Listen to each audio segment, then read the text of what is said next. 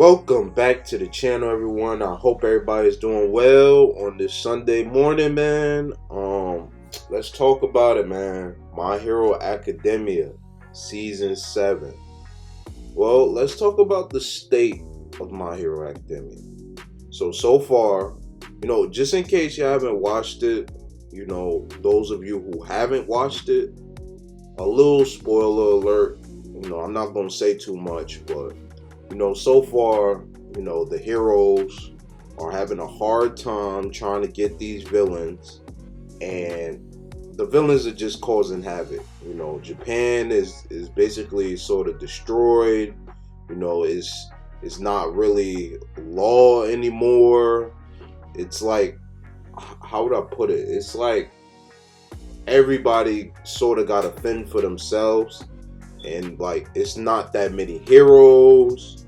And the only way you'll be able to like have some sort of protection from the heroes is if you buy like their base camps, like UA, or different schools, different hero schools, I would say, because it's not just UA the only hero school, it's the other schools too. But besides that, Japan is basically in, how would I say it, disarray, if I use that word correctly.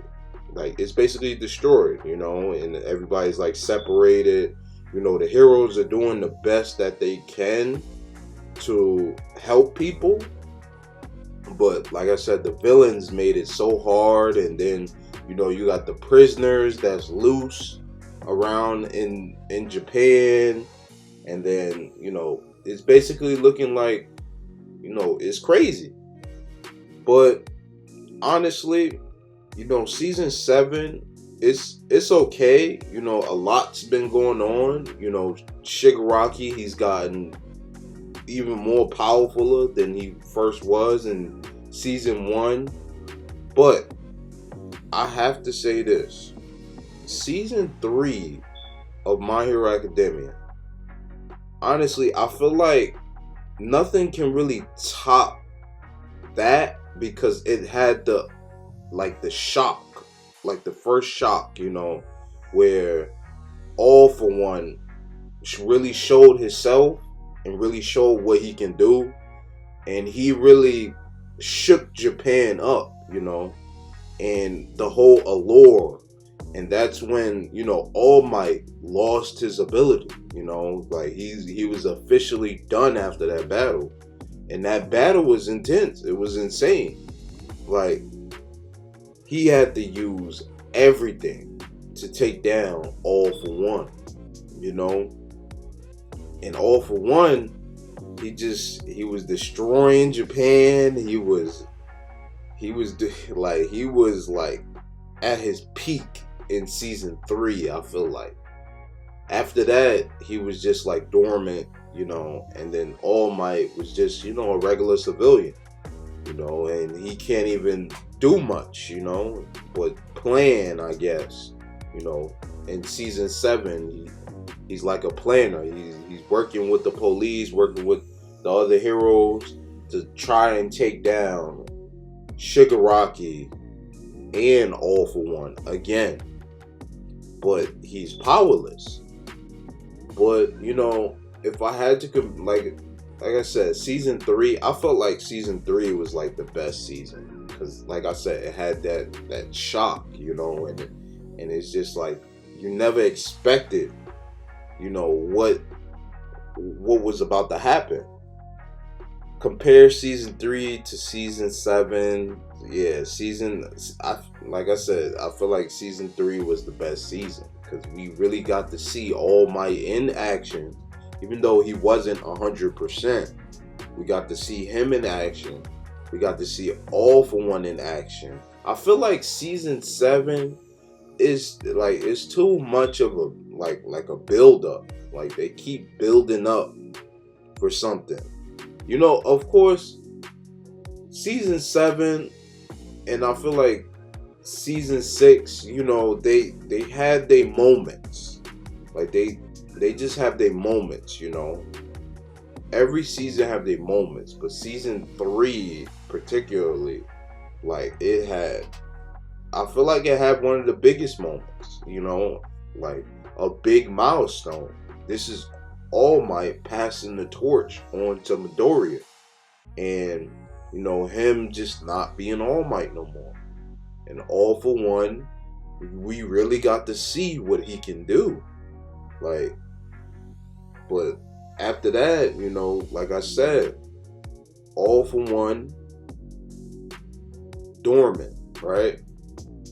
All Might, he's a civilian, and he's just working with the police and stuff. It's like things just calmed down after season 3. I felt like, yeah, we found out a lot of things through the other seasons. Dabi, he finally revealed himself, to be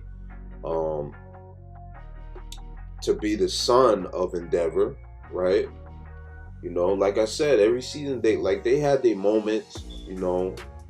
The multiplier dude, he got taken out. I ain't gonna lie, that was a sad moment for I forget his name. Twice. That's his name. Twice. So Twice got taken out by Hawks, and I felt that was a real emotional moment. I'm not gonna lie. I'm like, damn, like he really got, like, all Twice wanted to do is just save his friends and stuff, and he got put down, man. But yeah, like I said, every season have its moments, but season 3 was like a real turning point. Now, season 7 is just like, I feel like, it's the aftermath of everything. But I don't know, it don't have that same allure as like season 3 when All Might was fighting All for One. Like it don't have that allure, it don't have like that intensity that I felt from season 3. Like season 3 is like, we don't know what's gonna happen. All Might die. He's fighting this super powerful villain, and he's not even 100%. And he even struggled when he was fighting the villains in UA. That time they got the drop on him. But season 7, we're gonna see what's gonna happen. I just watched the latest episode. As far as dub, I don't know how far sub is, because sub is just, they always ahead. But yeah, I just watched the latest episode. I'm not gonna really speak on it, but as far as I would say is, I don't know. I'm just not impressed, really.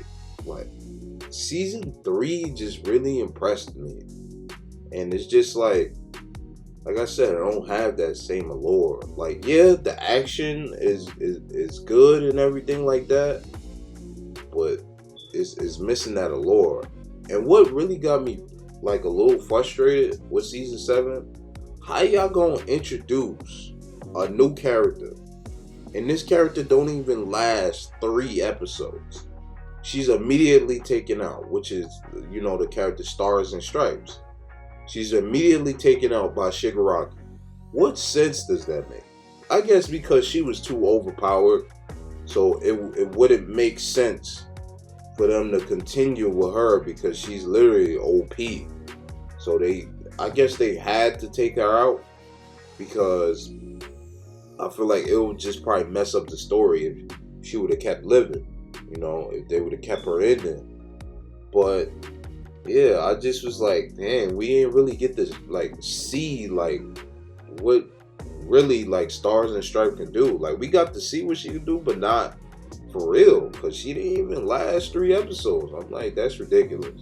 Y'all might as well had not even introduced her in the first place. Then how y'all gonna show other heroes in other countries, but we can't even see what they can do, But I do understand it, because All for One, right? He basically told the people he working with through the other countries to cause havoc as a distraction to keep them away from Japan. So I guess the other heroes, they got to deal with what they got to deal with it in their own country, and I guess they fear what's happening in Japan may happen in their country, so they trying to, just stay, within their bounds. But yeah, season 7 so far, I'll say I give it an 8, only because the action scenes are amazing. Like they good. The story, so far, is decent. Like the aftermath of everything, I understand everything, but it's still, in my book, it still doesn't top season 3. Like none of the seasons really top season 3. But those are my thoughts on season 7 of My Hero Academia. I didn't want to give too much away because I know it's still a continuing series, so I don't want to say much. I don't really want to spoil anything too much, But yeah, those are my thoughts. And I also wanted to add, the other seasons after season 3, season 4, season 5, season 6, season 7, like I said, a lot's been happening. The heroes, they have been improving, but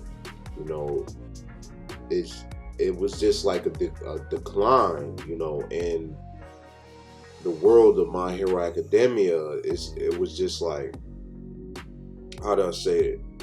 Like a decline in heroing.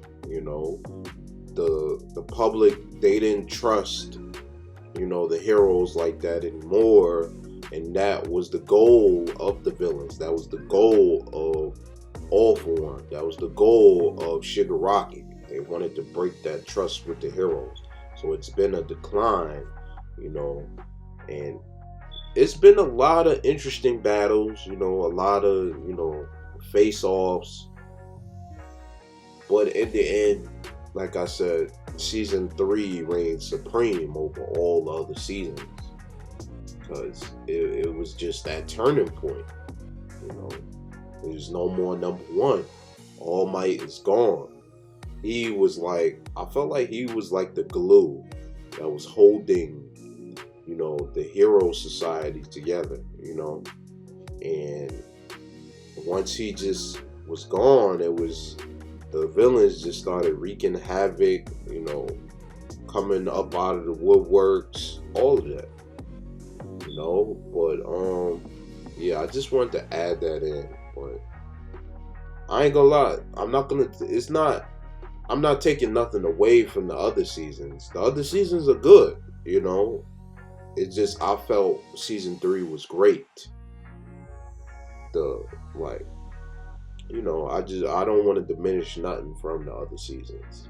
The other seasons, they had interesting outlooks, interesting battles, all out wars, and it was just, a lot of development. We got to learn a lot. It was reveals, everything. We got to learn more backstories on the villains, and we just got to see a lot more. Of course, that's what you expect, out of new seasons. You see a lot more, but it was a lot of interesting things, like Dabi, like I said, his reveal, and Endeavor struggling to maintain number 1, by him, all his efforts, what he tried to do, and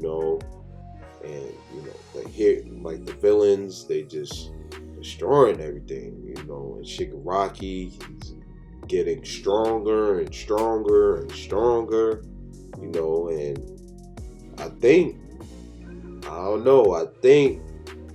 he sort of surpassed All For One. Not really, because I would say this. He's on the same level as All For One. But yeah, I just wanted to add that in. I just not, like, I don't want to diminish nothing out of the other seasons. I just felt season 3 was the best, and it was a turning point for the anime as a whole, you know. But yeah, I just wanted to add those 2 cents in. And we have other reviews on this channel. Based on those reviews, you can take a look at those animes. We also have reactions on this channel, and based on those reactions, you can also take a look at those animes.